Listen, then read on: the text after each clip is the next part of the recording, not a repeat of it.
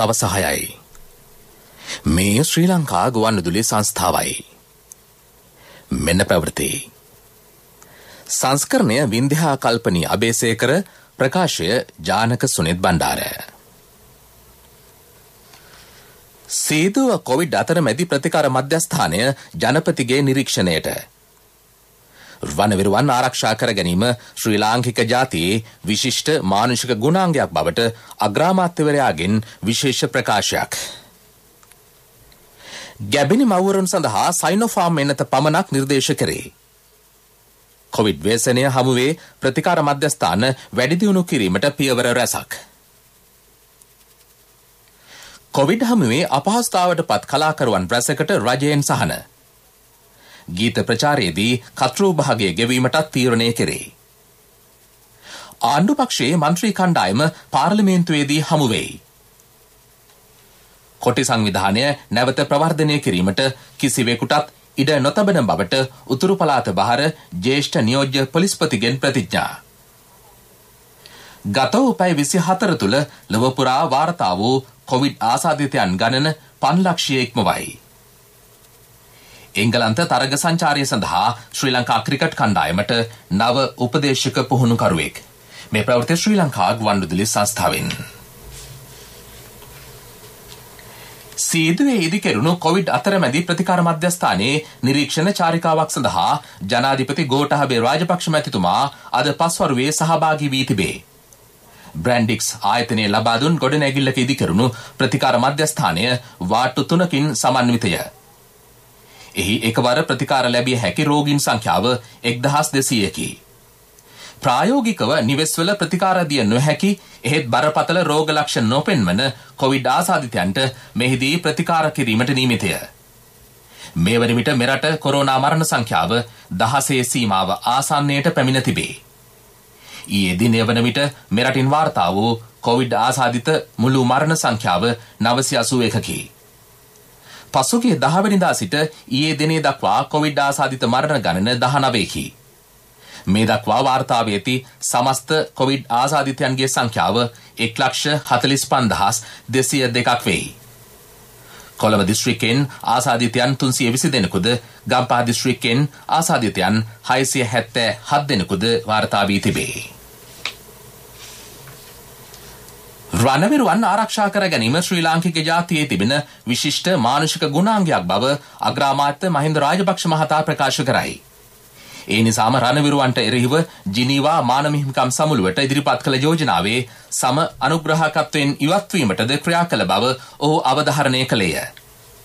පාර්ලිමේන්තුවේදී වැඩිදුරටත් අදහස් දක්වමින් අග්‍රාමාත්‍යතුමා කියා සිටියේ රණවිරුවන් අද සුවවිරුවන් බවට පත්ව මෙරට කොවිඩ් වසංගතයෙන් බේරා ගැනීමට ක්‍රියා කරන බවයි. මෙරට සාමාන්‍ය ජනතාවගේ දරුවන් ලෝකයේ උසස්ම රණවිරුවන් බවට පත් කළ බවද අග්‍රාමාත්‍යවරයා පැවසීය. 30 වසරක් පුරා පැවති යුද්ධය අවසන් කිරීම සඳහා පැවති මානුෂීය මෙහෙයුමේදී තුවාල ලැබූ රණවිරුවන් රජයෙන් ලබාගත් දේපල ණයවල පොලිය ඉවත් කිරීමටද රජය තීරණය කර ඇත.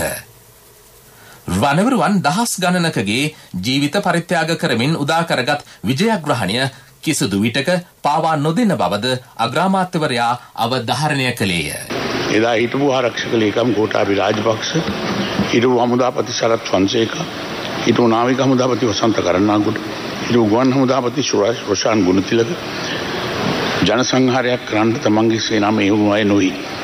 සටන් කළේ උතුරේ අහිංසක දරුවෝ, අම්මලා තාත්තලා බීවත් ජනතාව මිනිස් පලියක් කරගෙන ඔවුන් පිටුපසට වෙලා සටන් කළ මිලිච්චින් පිරිසක් එක්ක. ඒ මිනිස් පලිය බේරගෙන ත්‍රස්තවාදීන්ට එරෙහිව සටන් කරන්නයි අපේ අරමුණ වුණේ. ඒක හමුදා ප්‍රධානී ලැබෙන දුෂ්කර අභියෝගයක්. ඒක ඔවුන් කළා. අපි ලෝකයේ උසස්ම රණවිරුවන් බවට පත් කළේ එදා හිටිය සාමාන්‍ය ජනතාවගේ දරුවෝ. ග්‍රාම ආරක්ෂකයෝ හැටියට හිටිය අයට සිවිල් ආරක්ෂකයෝ බවට පත් කළා. රජයේ ආරක්ෂකයෝ සෙබළු කියලා සලකපු අය විරෝධාර රණවිරුවෝ බවට පත් කළා. එයා වෙනුවෙන් වෙනම රෝහල් හැදුවා. වෙනම පාසල් හැදුවා. ලෝකේ රාජ්‍ය තාන්ත්‍රික සේවාවන් වල යෙදෙව්වා. රාජ්‍ය සේවයේ උසස් තනතුරු වලට පත් කළා. වටුප් දීමනා වන්දි හැම දෙයකින්ම මේ තත්ත්වය උසස් කළා.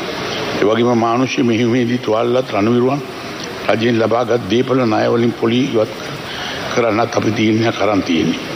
රණවිරුවන් අද සුව විරුවන් පත් වෙලා අද රටක් වසංගතයකින් බේරා ගන්න සටන් වදිනවා.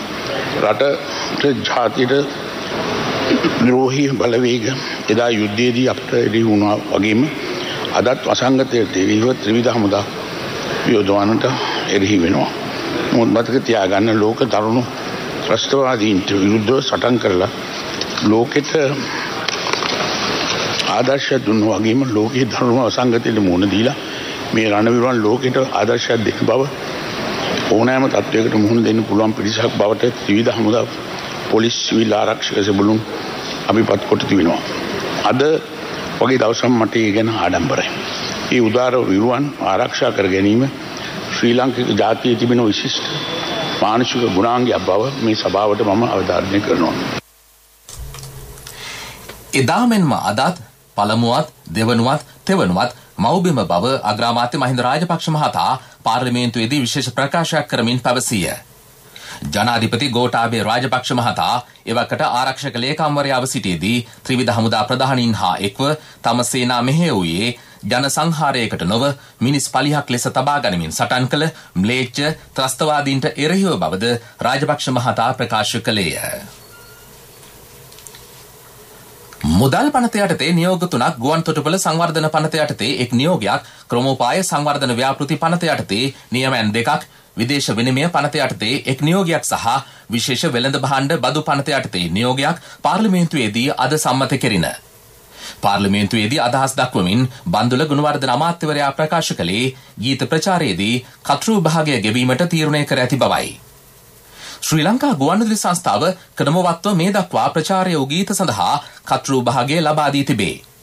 මෙම වසරට අදාළ පළමු සහ දෙවන අධීරය ගෙවීම් සිදු කර එහි චෙක්පත අධ්‍යක්ෂ ජනරාල් චන්ද්‍රපාල ලියනගේ මහතා අතින් සුනිලාර ගමගේ මහතාට පසුගියදා ප්‍රදානය කළේය. කොවිඩ් තත්ත්වය හමුවේ සිනමා සහ ටෙලිනාට්‍ය කර්මාන්තවල නිරතව සිටින කලාකරුවන්ට අපහසුතා රැසකට මුහුණ පෑමට සිදුව ඇත. ඔවුන් සඳහා බදුසාන ලබා දීමට රජය ක්‍රියා කළ බව අමාත්‍ය බන්දුල ගුණවර්ධන මහතා කියා සිටියේය.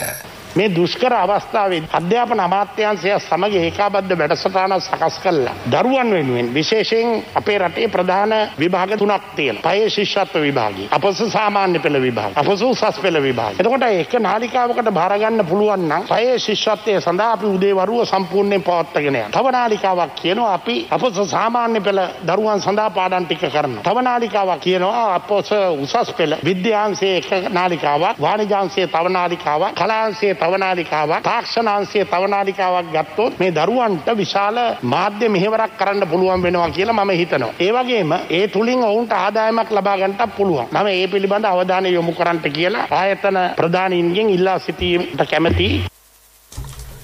පාර්ලිමේන්තු මන්ත්‍රී ලක්ෂ්මන් කිරියල්ල මහතා ප්‍රකාශ කළේ කොවිඩ් මර්ධනය සඳහා පවතින එකම විසඳුම වන්නේ එන්නත්කරණය පමණක් බවයි.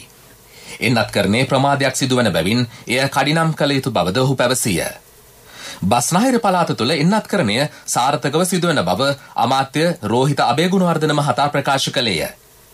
එහි දෙවන අදියර මහනුවර දිස්ත්‍රික්කය මූලික කරගනිමින් සිදු කරන බවත් ඒ සම්බන්ධව දේශපාලන කෝණයකින් නොබලන ලෙසත් අමාත්‍යවරයා ඉල්ලා සිටියේය. ආදායම් මාර්ග අහිමි වී මෙරට ආර්ථිකයට බලපෑම් එල්ල වී ඇති අවස්ථාවකද ජනතාවට සහන ලබා දීමට රජය ක්‍රියා කර ඇත. ඒ අනුව හුදකලා කර ඇති ප්‍රදේශවල පවුලක් සඳහා රුපියල් දසදහසක බඩු මල්ලක් ලබා දෙයි. ත්‍රස්තවාදයෙන් මෙන්ම කොවිඩ් වසංගතයෙන්ද ජනතාව බේරා ගැනීමට වත්මන් රජය කැපවී ක්‍රියා කරන බව අමාත්‍ය රෝහිත අබේගුණවර්ධන මහතා අවධාරණය කළේය. පාර්ලිමේන්තු මන්ත්‍රී විජිත හේරත් මහතා කියා සිටියේ කොවිඩ් වසංගතය හමුවේ සංචාරක ක්ෂේත්‍රයේ නියුතු පුද්ගලයන්ට ප්‍රමාණවත් පරිදි සහන ලැබී නොමැති බැවින් ඔවුන්ට තවදුරටත් සහන ලබා දිය යුතු බවයි.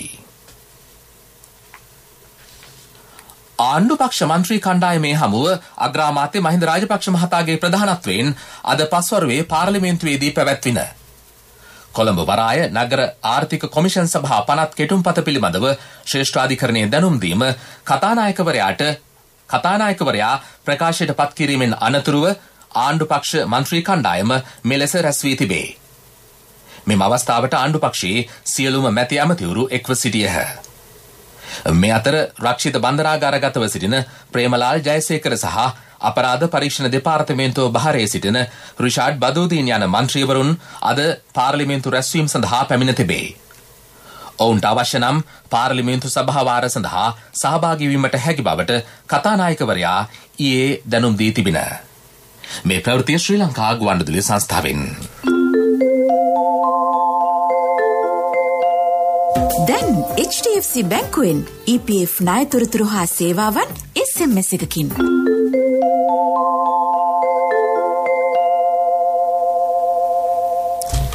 යලිත් ප්‍රවෘත්ති. කොරෝනා වසංගතයේ හේතුවෙන් එන්නත් වෛද්‍ය උපකරණ සහ අනෙකුත් අත්‍යවශ්‍ය ද්‍රව්‍ය කඩිනමින් මිලදී ගැනීමට හැකිවන පරිදි නව මාර්ගෝපදේශ මාලාවක් නිකුත් කිරීමට අමාත්‍ය මණ්ඩල අනුමැතිය හිමිව තිබේ. ඒ අනුව දැනට ක්‍රියාත්මක ප්‍රසම්පාදන ක්‍රමවේදය සංශෝධනය කරමින් මෙම නව මාර්ගෝපදේශ මාලාව නිකුත් කර තිබේ. කොවිඩ් වසංගතයේ හේතුවෙන් සෞඛ්‍ය ක්ෂේත්‍රයට අදාළව සෞඛ්‍ය හා ආරක්ෂක අමාත්‍යංශ මෙන්ම ඒවාට අනුබද්ධිත පවත්වන රාජ්‍ය අමාත්‍යංශ සඳහා අත්‍යවශ්‍ය ද්‍රව්‍ය ප්‍රමාදයකින් තොරව සපයා ගැනීම මෙහි අරමුණයි.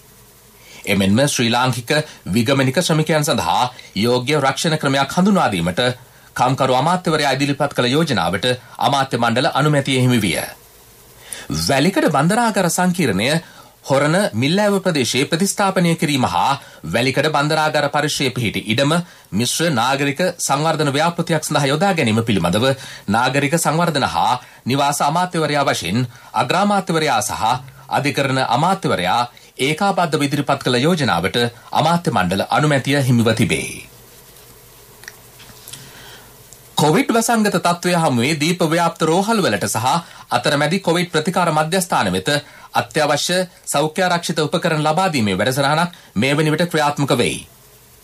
එහි එක් පියවරක් ලෙස මහා භාරකාර දෙපාර්තමේන්තුවේ දායකත්වයෙන් සහ අධිකරණ අමාත්‍යවරයාගේ මූලිකත්වයෙන් කොළඹ ජාතික රෝහල සඳහා ආරක්ෂිත ඇඳුම් කට්ටල මුවාවරණ ඇතුළු සෞඛ්‍ය ආරක්ෂිත උපකරණ පරිත්‍යාගයන් අද පෙරවරුවේ ජාතික රෝහල් පරිශ්‍රයේදී සිදුවිය.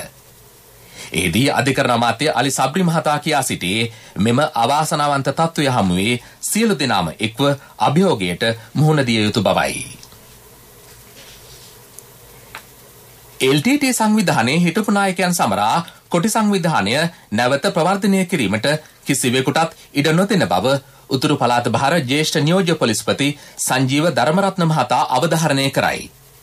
30 වසරක් මෙරට පැවති යුද්ධය අවසන් වීමෙන් අනතුරුව දේශපාලන වාසි තකා ඇතැම් පිරිස් කොටි දින සැමරුම් පැවැත්වීමට සූදානමින් සිටින බවට පොලිසියට සහ යුද හමුදාවට මේ වන විට තොරතුරු ලැබී ඇත.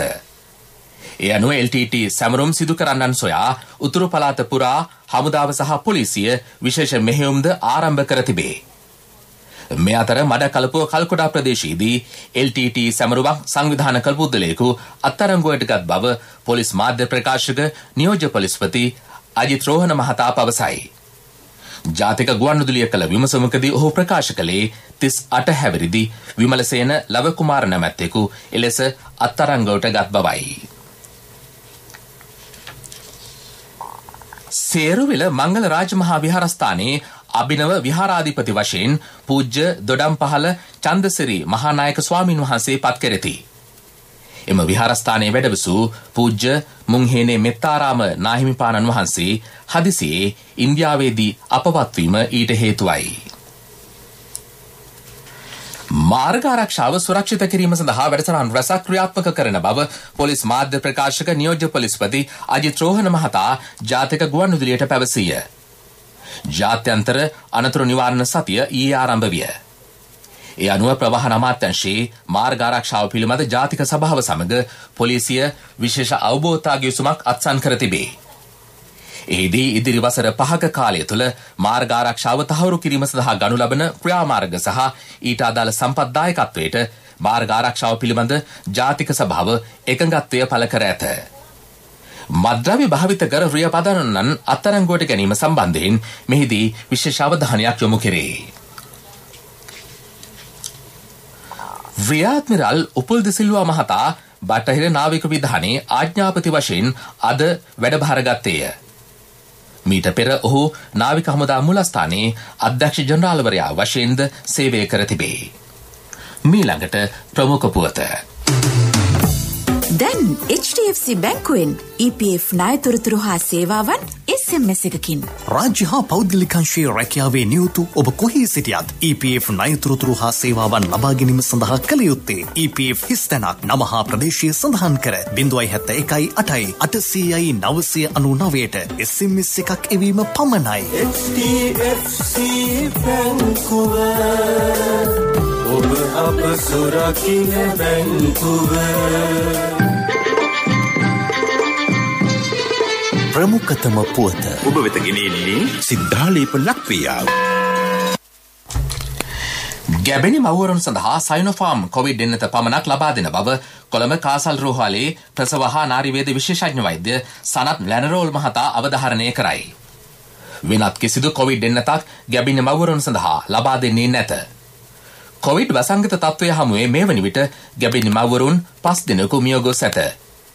ගැබෙන මව්වරුන් 160 දෙනෙකුට පමණ කොවිඩ් ආසාදනය වී තිබේ.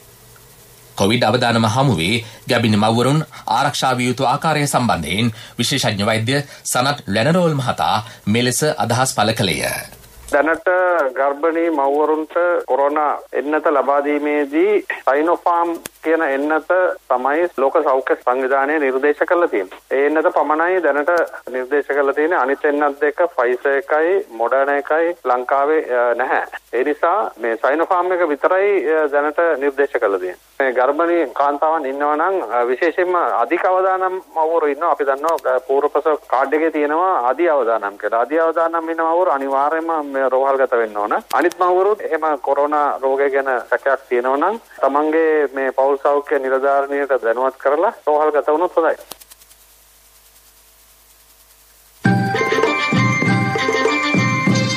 ප්‍රමුඛතම පුවත ඔබ වෙත ගෙන ආවේ සිද්ධාලේප ලක්වියාව. ශක්ති හඬ අවධානය පිණිසයි. නුවරවැව ජල පවිත්‍රාගාරයේ නඩත්තු කටයුත්තක් හේතුවෙන් අනුරාධපුර නවනගරය සහ මිහින්තලය අවට ප්‍රදේශ රැසකට පැය 16ක ජල අත්හිටුවීමක් සිදු කරන බව ජාතික ජල සම්පාදන හා ජල පොහන මණ්ඩලය නිවේදනය කරයි. ඒ අනුව හෙට රාත්‍රී 8 සිට අනිද්දා දින දහවල් 12 දක්වා ජල සැපීම අත්හිටුවේ.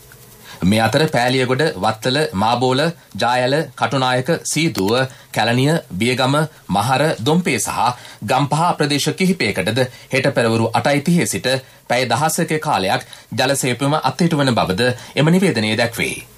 සපුගස්කන්ද විදුලි උපපොලේ හදිසි අලුත් වැඩියාවක් හේතුවෙන් බියගම ජල පවිත්‍රාගාරයේ කටයුතු නිසි පරිදි සිදු කිරීමට නොහැකි වීම මීට හේතුවයි. ලෝක ප්‍රවෘත්ති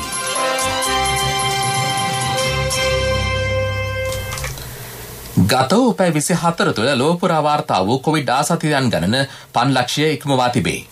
මේ දක්වා වාර්තා වී ඇති මුළු කොවිඩ් ආසාදිතයන් ගණන 16,37,29,988කි.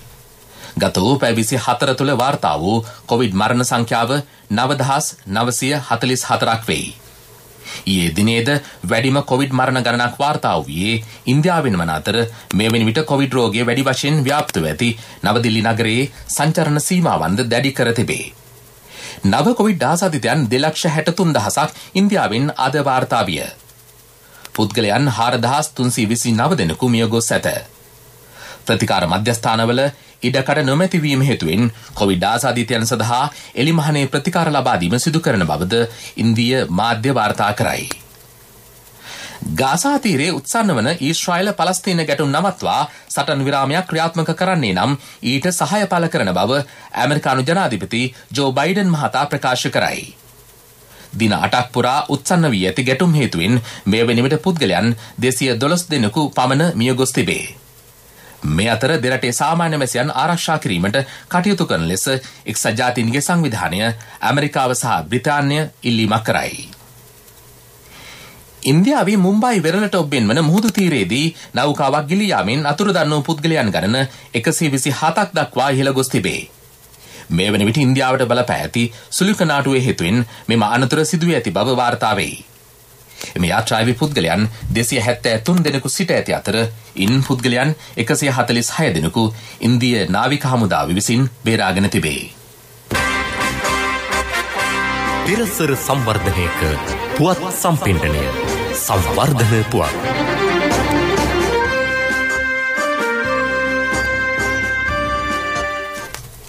මෙරට ප්‍රධාන සංචාරක නගර යාවෙන මාර්ග පද්ධතිය ආශ්‍රිතව සංචාරක සේවා මධ්‍යස්ථාන ස්ථාපනය කරේ. එහි මුල් අදියර යටතේ නුවරඑළිය, මහනුවර, බදුල්ල හා කෑගල්ල දිස්ත්‍රික්ක ආශ්‍රිතව සංචාරක සේවා මධ්‍යස්ථාන 28ක් ඉදි කරන බව සංචාරක අමාත්‍ය ප්‍රසන්න රණතුංග මහතා පවසයි. ඒ අනුව නුවරඑළිය දිස්ත්‍රික්කයේ මධ්‍යස්ථාන 11ක්, මහනුවර දිස්ත්‍රික්කයේ මධ්‍යස්ථාන 3ක්, බදුල්ල දිස්ත්‍රික්කයේ මධ්‍යස්ථාන 12ක් සහ කෑගල්ල දිස්ත්‍රික්කයේ මධ්‍යස්ථාන 2ක් ඉදි කිරීමට සැලසුම් කර තිබේ. දෙස් විදෙස් සංචාරකයන්ට අවශ්‍ය සියලු පහසුකම් වලින් සමන්විත මෙම සංචාරක සේවා මධ්‍යස්ථාන ජාත්‍යන්තර ප්‍රමිතියට අනුකූලව සකස් කරේ. ක්‍රීඩා පුවත් ඔබ වෙත ගෙන එන්නේ අක්කේ මල් ටිකක් කඩා ගන්නද? හා කඩා ගන්න. ගහමේ තිබ්බට මල් කාටවත් අයිතිනේ. අපේ මිනිස්සු හැමදාම අනුන් ගැන හිතලා තියෙනවා නේද? අපි මංචි සුපර් ක්‍රීම් ප්‍රකර් ගන්නෙ අපිටම විතරක් නෙවෙයි. එංගලන්ත තරග සංචාරයේදී ශ්‍රී ලංකා ක්‍රිකට් කණ්ඩායමේ උපදේශක පුහුණුකරු ලෙස මෙරට ක්‍රිකට් අධ්‍යක්ෂ ටොම් මූඩි පත් කර ඇත. ලබන මාස සිදු කිරීමට නියමිත එංගලන්ත තරග සංචාරයේදී ශ්‍රී ලංකාව පන්දු අර 20 තරග 3කට සහ එක්දින තරග 3කට සහභාගී වීමට නියමිතයි. ඉන්දියා කාන්තා ක්‍රිකට් කණ්ඩායමේ පිතිකරණ පුහුණුකරු ලෙස ශිව් සුන්දර් දාස් පත් කර තිබේ. 43 හැවිරිදි ඔහු එළමෙන එංගලන්ත තරග සංචාරය සඳහා එක්වනු ඇත.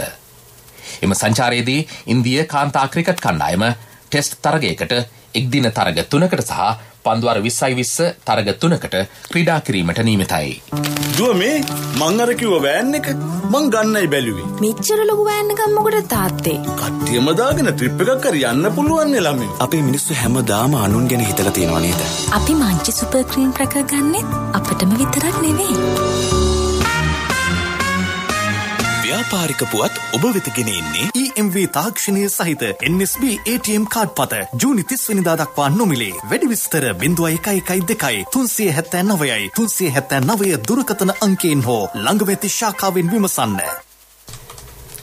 පිරමීඩ ආකාරයේ තහනම් යෝජනා ක්‍රම ආරම්භ කිරීම, හඳුන්වා දීම, ප්‍රචාරණය කිරීම සහ ඒ සම්බන්ධයෙන් දැන්වීම් පළ කිරීම තහනම් කර තිබියදීත් එවැනි වැරදි සිදු කරන පුද්ගලයන්ට එරෙහිව අතිවිශාල දඩමුදල් ගෙවීමට සහ සිරදඬුවම් විදීමට සිදුවන බව මහා බැංකුව අවධාරණය කරයි. පිරමීඩ ආකාරයේ ව්‍යාපාර පවත්වාගෙන යාම සහ මුදල් යෙදවීම කළමනාකරණය හෝ මෙහෙයවීමද තහනම් වෙයි. විවිධාකාරයේ කූට උපක්‍රම මගින් ක්‍රියාත්මක වන මෙවැනි ව්‍යාපාර සඳහා මුදල් යෙදවීම සිදු නොකරන ලෙසත් ඒවායින් ආරක්ෂා වන ලෙසත් මහ බැංකුව ජනතාවගෙන් ඉල්ලා සිටී. ව්‍යාපාරික පුවත් ඔබ වෙත ගෙන ආවේ දැන් වඩාත් සුරක්ෂිත අඛණ්ඩ සේවයක් සපයමින් බැංකු කටයුතු තවත් පහසු කරන EMV තාක්ෂණය සහිත NSB ATM කාඩ් පත ජූනි 30 වෙනිදා දක්වා නොමිලේ. වඩාත් කාර්යක්ෂම NSB ඔන්ලයින් බැංකු සේවාවෙන් ඔබ කොතැනක සිටියත් නොමිලේම ඔබේ බැංකු කටයුතු එසැනින්. වැඩි විස්තර 0112 379යි 379 දුරකථන අංකයෙන් හෝ ළඟ වෙති ශාඛාවෙන් විමසන්න. කොන්දේසි අදාළ වේ. NSB ශ්‍රී ලංකාවේ සුරක්ෂිතම බැංකුව. ආර්ථික පුවත් ආවරණය ඔබේ ඕනම අවශ්‍යතාවයකට සුදුසු මූල්‍ය විසඳුම් දෙන එන අය දියුණු වෙන අය එන LOLC සමූහය එන්න දියුණු වෙන්න.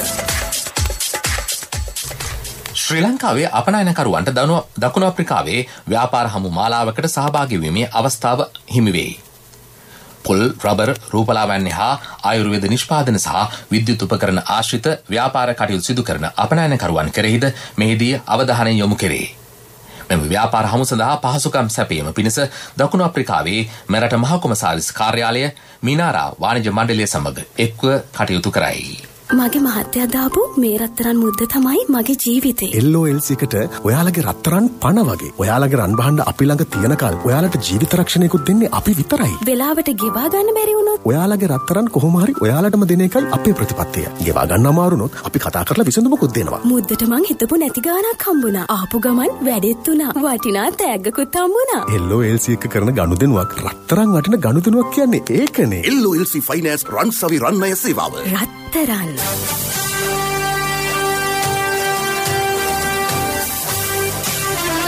කාලගුණ වාර්තාව ඔබ වෙත ගෙන එන්නේ. සයුරු දීවර කාලගුණ තොරතුරු සේවාව.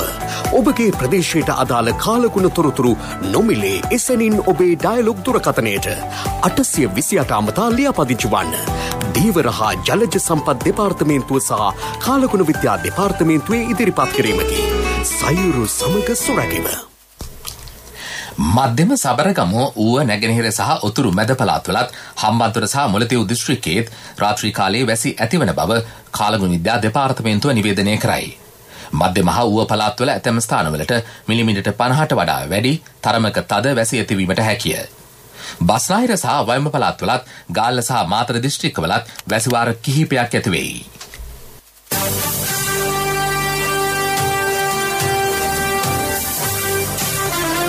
කාලගුණ වාර්තාව ඔබ වෙතගෙන ආවේ. සයුරු දීවර කාලගුණ තොරතුරු සේවාව. ඔබගේ ප්‍රදේශයට අදාළ කාලගුණ තොරතුරු නොමිලේ එසැනින් ඔබේ ඩයලොග් දුරකථනයට 828 අමතා ලියාපදිංචි වන්න. දීවර හා ජලජ සම්පත් දෙපාර්තමේන්තුව සහ කාලගුණ විද්‍යා දෙපාර්තමේන්තුවේ ඉදිරිපත් කිරීමකි. සයුරු සමග සුරැකීම. යලි සිරස්තල සීදුව කොවිඩ් අතරමැදි ප්‍රතිකාර මධ්‍යස්ථානය ජනපතිගේ නිරීක්ෂණයට. රණවිරුවන් ආරක්ෂා කර ගැනීම ශ්‍රී ලාංකික ජාතියේ විශිෂ්ට මානුෂික ගුණාංගයක් බවට අග්‍රාමාත්‍යවරයාගෙන් විශේෂ ප්‍රකාශයක්. ගැබිනි මව්වරුන් සඳහා සයිනෝෆාම් එන්නත පමණක් නිර්දේශ කරේ. කොවිඩ් ව්‍යසනය හමුවේ ප්‍රතිකාර මධ්‍යස්ථාන වැඩි දියුණු කිරීමට පියවර රැසක්. කොවිඩ් හමුවේ අපහසුතාවට පත් කලාකරුවන් රැසකට රජයෙන් සහන. ගීත ප්‍රචාරයේදී කතෘ භාගය ගෙවීමට තීරණය කරේ. ආණ්ඩු පක්ෂයේ මන්ත්‍රී කණ්ඩායම පාර්ලිමේන්තුවේදී හමු වෙයි. කොටි සංවිධානය නැවත ප්‍රවර්ධනය කිරීමට කිසිවෙකුටත් ඉඩ නොතබන බවට උතුරු පළාත භාර ජ්‍යෙෂ්ඨ නියෝජ්‍ය පොලිස්පතිගෙන් ප්‍රතිඥා. ගත වූ පැය 24 තුළ ලොව පුරා වාර්තා වූ කොවිඩ් ආසාදිතයන් ගණන 5 ලක්ෂය ඉක්මවයි. එංගලන්ත තරග සංචාරය සඳහා ශ්‍රී ලංකා ක්‍රිකට් කණ්ඩායමට නව උපදේශක පුහුණුකරුවෙක්. අපගේ මෙම ප්‍රවෘත්ති ප්‍රකාශයට www.slbc.lk වෙබ් අඩවිය ඔස්සේද සවන් දීමට හැකිය. අපේ මීළඟ ප්‍රධාන ප්‍රවෘත්ති ප්‍රකාශය අද රාත්‍රී 9ට. සන්ධ්‍යා ප්‍රවෘත්ති සමාප්තයි.